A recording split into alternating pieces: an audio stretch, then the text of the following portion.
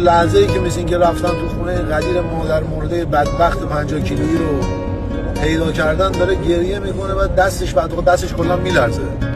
بهت فوش مادر نمیدم، ولی آخه مردک بی‌ناموس، دلت نسوخت برای این مرد چه بگیری؟ آخه بی‌ناموس و خجالت نکشی. این پیرمرد نگید این بدبخت خودش پارکینسون داره، ناراحتی قلبی داره، 40-50 کیلو وزنشه. اینو 2 هفته پیش بردن دکتر گفته آقا بعد 4-3 سال نمیدونم چقدر تازه قلب و خارکوس خودش داره میزنه، باتری کار نمیکنه. این کسکش تو نگفتی این سکته میکنه. فوش من نمیخوام بدم. این فیلم من چی میده؟ این فیلم الان یهو تو اکسپرو من بالا دیدم مثلا برق چونم برید دیدم پدر من بدبخت دستش داره میلرزه میگه شما خیلی پلیسی مسئول هول کرده.